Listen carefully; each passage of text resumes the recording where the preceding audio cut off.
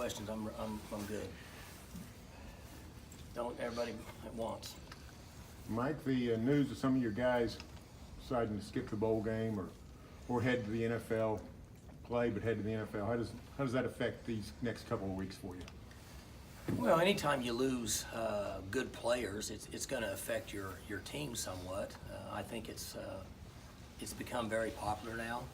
I hate to see that happen, but as I've said before, we live in a society today where things are considerably different than they ever have been before, and young people feel that there's a better opportunity for them somewhere else, then they're going to make that decision to move on, and so we do the same. The one thing that I am concerned about is the longevity of the bowls, and the fact that I would hate for it to become so popular that bowls aren't important anymore, because I think that's a great reward for a team. I couldn't predict the direction, but I would hate for it to get in that area. That to me would not be a good thing for college football. Do you see it going in even further to guys maybe say when the championship is maybe off the table, saying, well, I'm going to skip these last 2 regular season games? Oh, it's hard for me to predict the future. I'll be honest with you, I think that you're going to see in the future you could have a team that's in a championship and a guy not play. If somebody told him that you could be worth this amount of money, and I'm guessing that players do it if they're concerned about their durability to stay healthy for the spring, for the draft.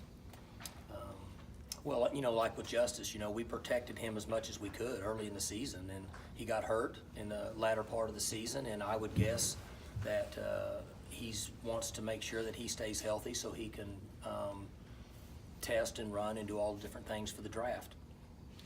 As a coach, what kind of value do you place on a bowl game like this? Well, every game's important for us. Right. And it doesn't make a difference what game you're in or where you're playing it, what your record is. People would say, well, there's no way that could be true. That's true to me. You asked me that question. And to me, every game's important. There was one time in my life that I couldn't play in a game. That was my senior year. We were playing Kansas State out here, and I'd torn my knee up the week before against Oklahoma, and I couldn't play. And it was the most lonely feeling that I'd had in my entire athletic life because I couldn't play. Well, that's how I feel about games. And I think at that time, I don't know, what were we, 5-5 or something? It didn't matter to me. Well, it doesn't matter to me as a coach. So we've had 2 great practices in the fact that our kids have had, they've been very enthusiastic and their efforts have been great. And so that's encouraging and that's exciting for me because that's the way it should be. Coach, what has Justice meant to this program and how much will he be missed? Well, you miss him a lot. I mean, you take a guy that's a really, really good player, he's not on your team. It changes some things for us. One, you don't have as much depth, but he's a very exciting player and, can change a game at any time. So, we're not as good a team without him as we would be with him, put it that way. How did those conversations with Justice and Larry unfold? How did they kind of inform you that they weren't going to? Well, they just come tell you that they're going to go prepare for the NFL. I don't ask them why, and I don't have discussions with them, and I don't try to talk them into coming back. I feel like if a young man is going to move on with his career,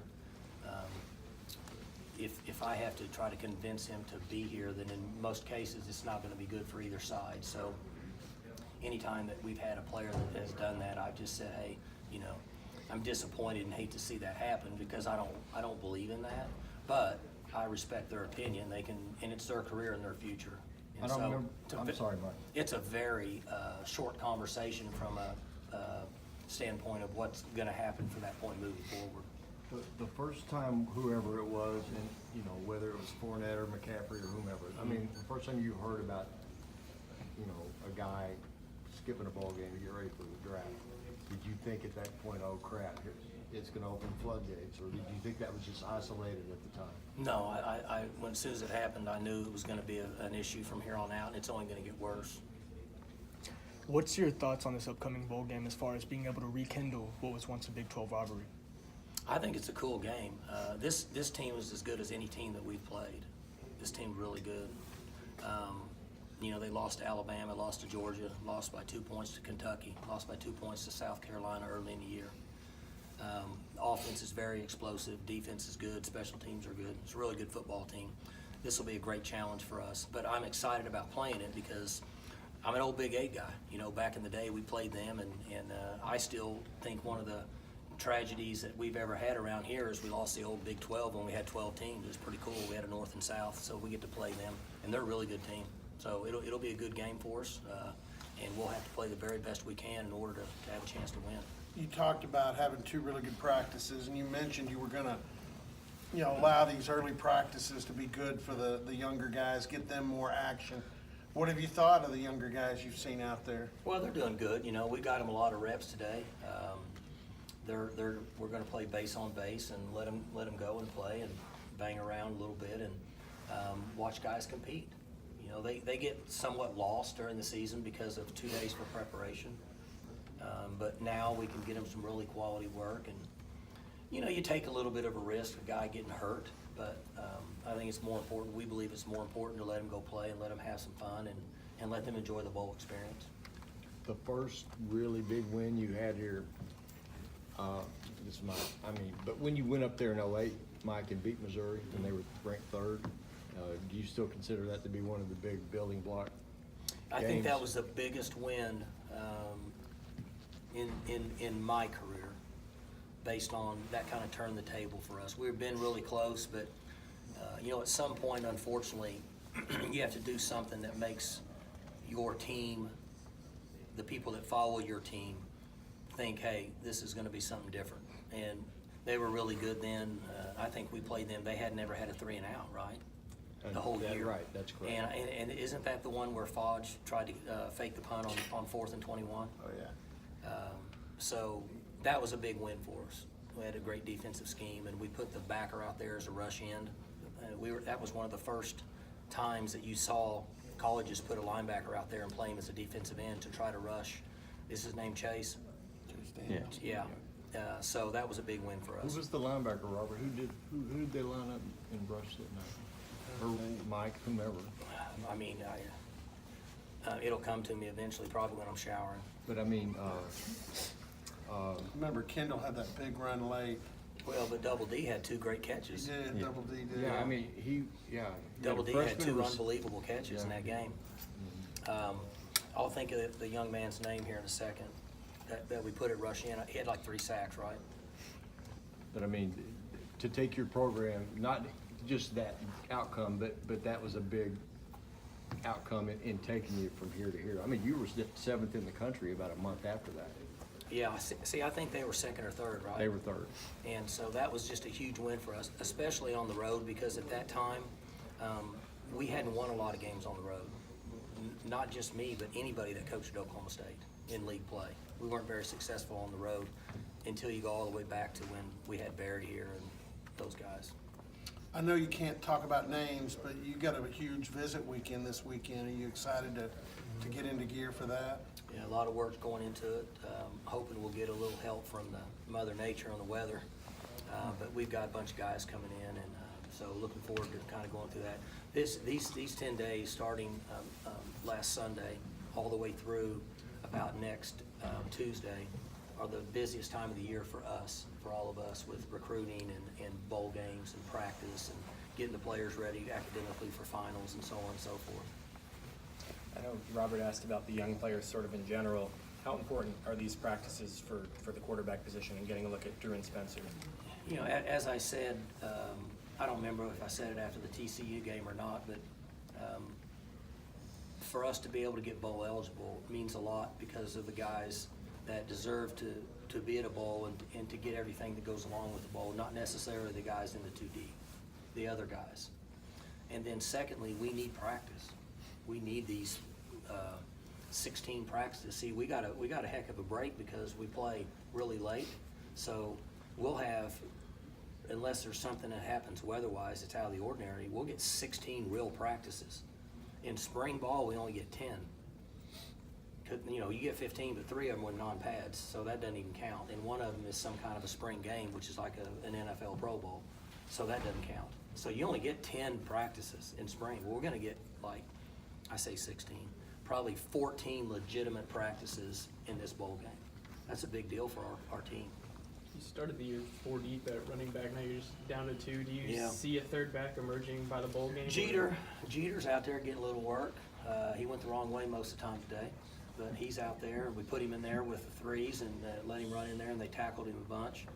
And he realized that he wasn't playing, he wasn't redshirting anymore. And so he's in there working, getting some quality work. You say he went the wrong way, but he's Most of the fast time though, today he right? did. He's fast about it though, right? Yeah, he looks good doing it, but he went the wrong way a few times. So hopefully we can get him fixed in a couple weeks. Works real good if you put R on the right hand and L on the left hand. Right. So Did you have any idea, Justice and Larry, that they wouldn't play, or when they told you, were you surprised? yeah, I said that preseason. Oh, you're talking about in the bowl? In the bowl, No, I didn't yeah. have any idea on that. I didn't feel like that Justice would be back next year. He's pretty far along academically. I thought he was graduating, but he's not. He's pretty close. So I thought that he would be. I'm guessing that he was concerned about durability. That's why most guys do it. I mean, I could be wrong. You have to ask him. And then with Larry, I mean, no, I hadn't thought about any of that. So.